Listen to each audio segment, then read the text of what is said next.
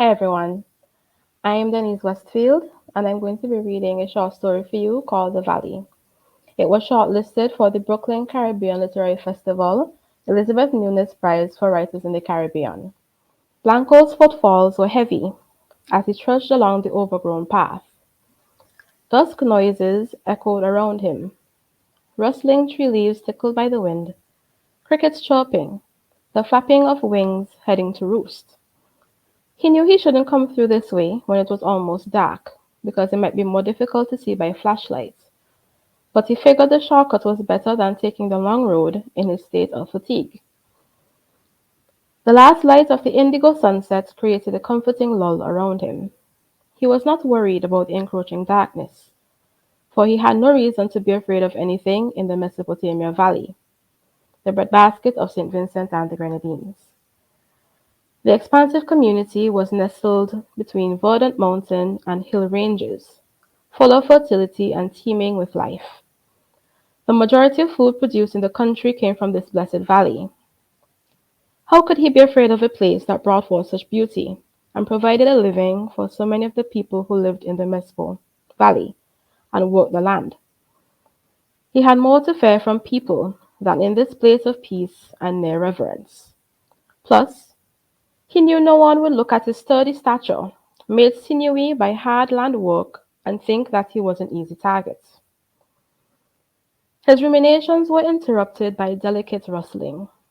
Slightly startled, he turned his head quickly towards the sound and chuckled as he saw an iguana scuttle off into the underbrush, leaving the crush of dried leaves and twigs in its wake. He turned to continue his march homeward and abruptly lost the ability to breathe as someone tugged him roughly backwards. There was a vice grip around his throat. His hands flew to his neck in a desperate attempt to remove whatever was choking him. Expecting hands, he was disturbed to realize that some sort of rope was tightening around his neck. He felt a tumult of emotions run through him. His thoughts raced in a maddening circle around his fogging mind. What was happening? What had he done for someone to even think about hurting him? How was he going to get away? He stopped thinking altogether, as all his attention was drawn to several sharp pains running through his chest and abdomen. He nearly exploded, fighting for air to bellow his pain. He fell to his knees, blood gurgling from his open mouth. Tears slipped from his eyes as he realized that maybe he was not going to escape from whatever it was that held him, that perhaps he was not going to see his home again. He was finally blessed with some reprieve as blackness enveloped him. He felt the grip loosen from his neck, and the last thing he heard was the rustling of leaves and the continuation of nightlife. A bat screeched overhead, and crapoes trilled. A frigid breeze blew, and he barely felt it, like he was some sort of entity inhabiting a body that he did not belong to. He crumpled on the floor of the forest, his heavy body crushing small plants beneath it, his blood painting the dried leaves, bark, and stems that littered the ground under him. He faintly smelled the moist stench of damp soil and humus, and he felt a terrible fear as he realized that he would become a part of the forest if no one found him. Thunderback kissed his teeth as he stomped along the dirt path, chopping away at bush and overhanging branches as he went. He paid no mind to the early morning beauty. He was in a hurry to get to his land, and it was a long walk to get up into the mountains. It was hard labor, but it was what he and many people like him knew. The land was in their blood. It was their life, it was everything. He kissed his teeth again, angry at having wasted so much time waiting for Blanco, whom he usually went to land with. He hadn't gone with him yesterday because he was so hungover, but he had expected to be up and running today to get his dashings out of the soil. Blanco must have gone into Pardy's rum shop last night and done the same thing that he had done on Saturday night, and now he couldn't rise to go to do his work. He decided to use a shortcut because it would save him some time, but the shortcut wasn't used that often, so he had to clear a way for himself through the dense foliage at some areas. He passed a breadfruit tree laden with a profusion of the full oblong domes of starchy goodness, and made a mental note to pass back and poke some down to roast for dinner. Distracted by his dinner thoughts, Thunback tripped over a protruding mango tree root as he turned around to continue his journey. He fell on his hands and knees and cursed profusely as he got back to his feet. He passed the tree, carefully stepping over its large exposed roots, and stopped in his tracks a few feet away, immediately consumed by horror and confusion. He knew right away that the burly body lying spread eagle belonged to Blanco. His grimy Hessian bag lay not too far away from him, some yams and eddies spilling out of it. He stepped closer, hand clasped over his mouth, as it numbingly dawned on him that Blanco was dead. Had to be. There was blood all around him. His body resembled a large broken doll. Fright rose in Thornback's chest and threatened to choke him as he took in the macabre sight before him. Blanco's body was riddled with passion fruit vines. They had somehow grown through his chest, his back, his belly. The dirty white shirt he liked to wear to land was now a crimson red. Some vines had been twisted rope-like around his neck. Two gorgeous blooms had opened up where his eyes were supposed to be, their white petals and purple centers exposed. His mouth was slightly ajar, and dry blood had crusted at the corners. There were vines all over the forest floor, and on them passion fruit blooms lay open, some blemished by blood. There were big, bright yellow passion fruits scattered about. Thornback felt a cool wetness on his face, and realized that he was crying. His friend was dead in the most obscene way, and he had no idea how it could be possible. All thoughts of going to bush had gone out of his head. He stumbled backwards and ran the way he'd come. He knew that he couldn't tell any of the villagers yet. He'd tell the police first and let them figure out what was going on, even though he had no idea how he was going to explain this. Sergeant Blue was at a loss for words.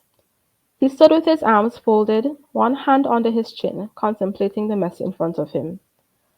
The other officers were equally stunned. Some had lost their breakfast, unable to stomach the vine-riddled body. "Well?" Thornback inquired.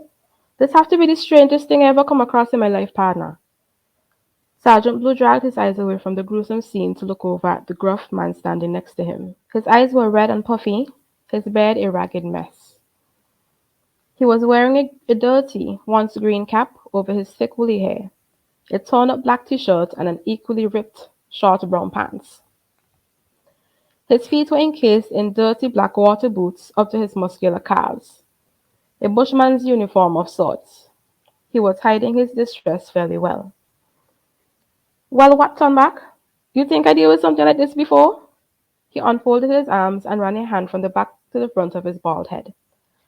Thornback looked at poor Blanco and blinked rapidly a few times. "So what are we supposed to do then? How we going to tell the people I'm in the village?"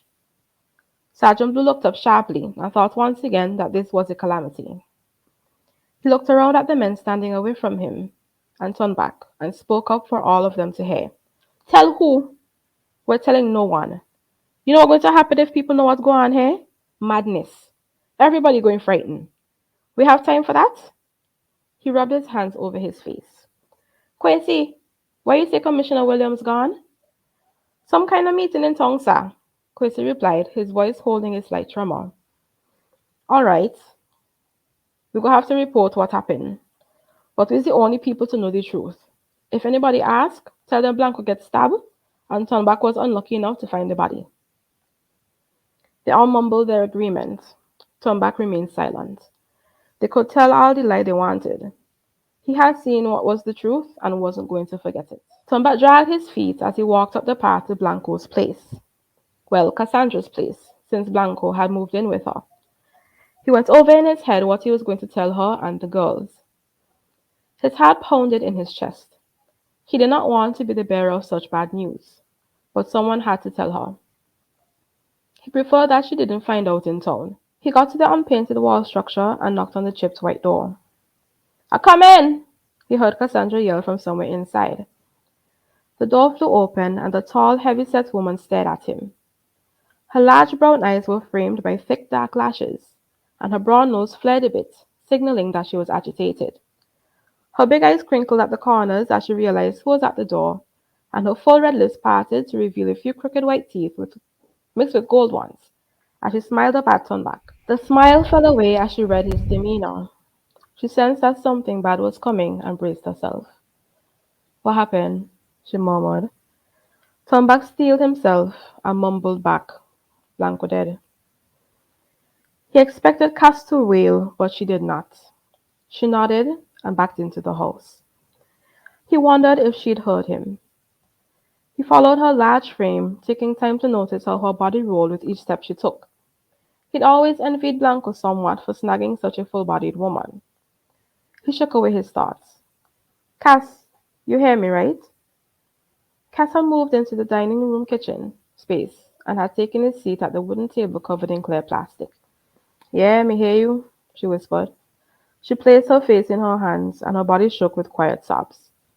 Thornback sat beside her and put a hand on her firm shoulder. Lindy and Sala stood at their bedroom door listening to the conversation between their mother and the man they were told to call Uncle Thornback. They looked at each other and said nothing for a few moments. Sala broke the silence. Me glad. Lindy looked at her sister and felt uneasiness stir in her chest. Her older sister's amber eyes took on a cold sheen, and her round jaw was set firmly. You can't say that, Sala, Lindy whispered. Yes, I can. We never asked for no stepfather. Mommy was a fool for bringing him here in the first place. May know a man do she where she can't stay without one? Lindy started picking at the end of her plaits, something she did when she was uncertain what to say or do. I've told you to stop doing that. You're damaging your hair. Lindy stopped immediately, hearing the hard edge in her sister's voice. She did not want to upset her. Come on, Sala's voice softened. Let me go outside for a bit. The back door in their room was split in a top and bottom section, a style that was common in many homes in the countryside. They unhooked both sections in order to access the yard at the back of the house. The backyard was a sight to behold. Villagers remarked that Sala had a green thumb. Anything she planted took to the yard like it belonged there, and all her plants and trees bloomed regularly and abundantly. There was a variety of trees and flowering plants there, from buttercups and frangipani to bougainvillea. The yard was sweet with the scent of sugar apple and golden apple. Spinach and seasoning plants ran wild as well. It was the girls' favorite place to be. There were several shady areas in the garden where they liked to sit, and they went to one of those spots now. Blanco had come into their lives about 3 years before, and while their mother tried to impress the importance of his presence in their lives, the girls' spirits never took him, especially Sala's. Lindy had learned early to keep out of the way of big people, and she maintained that attitude with her stepfather. She was only 10, but she understood that adults were complex creatures who needed to be avoided, especially the ones who entered your life abruptly, and that had happened often enough with them. She had lost track of the train of stepfathers she'd had, and how many had run off or disappeared, leaving Cassandra distraught and alone. She had formed no attachment to Blanco, but she was sad that he had died because he was human after all. His death also meant that some other stranger was coming soon. It was clear that Sala couldn't care less. She had hated Blanco as far as Lindy could tell, hated most of the men who entered their lives, but Lindy didn't dwell on why that was. Tomba came around the side of the house and sat next to the girls on the old blankets they had spread. Sally stiffened and put herself between him and Lindy. Thornback paid her no mind. So all you know then, that Blanco dead? They both nodded, but said nothing, hoping he wouldn't stay long. He loved you both, in his own way. A sound of disgust escaped from Sal's throat. He didn't know what love was, she snapped. None of you do. You are his friend, and you're no different from him or the other dirty old men around here. Thornback stiffened and his face hardened. You better watch how you talk to me, eh? I could very well be your new stepfather. He ground out. Lindy looked around Sala to watch him and her heart sank. There was that look in his eyes again. She had seen it numerous times before, in numerous men, especially when Sala was around, and she knew what was coming. Her heart filled with dread, and she interlocked her fingers with Sala's. Thornback got up and brushed off his pants. I going to see Ollie soon, soon, he grunted. He turned to leave, and Lindy felt Sala's fingers tighten around hers. She looked up into Sala's face and stared at the lovely features of her sister, her smooth, dark brown skin, small nose, and full lips. She looked a lot like their mother, and at 14 was already on her way to being voluptuous like her too. Lindy wished sometimes that she looked like her Sala. but had come to understand that this was somewhat of a burden to bear. She drew her focus to Salah's eyes and noticed that they held a cloudiness that she was always afraid to see. Salah, Lindy touched her sister's face, her heart starting to pound in her chest. Salah, she shouted again when she got no response. Salah turned to look at her, her eyes even cloudier. Asia, no, stay away! Salah's face was rigid, almost as if she was no longer present in her body. Fully frightened now, Lindy got to her knees and slapped Salah hard across the face. The immense breadfruit tree they were sitting under started to creak and groan. A few breadfruits fell around them, landing with loud splats. Lindy shook Salah's shoulders as hard as her slender arms would allow her, and Salah blinked slowly, and the breadfruit tree ceased. Salah blinked again, and the cloudiness dissipated. Her gaze focused on Lindy, and she smiled. You want to go by the shop for some ice cream? She asked Lindy.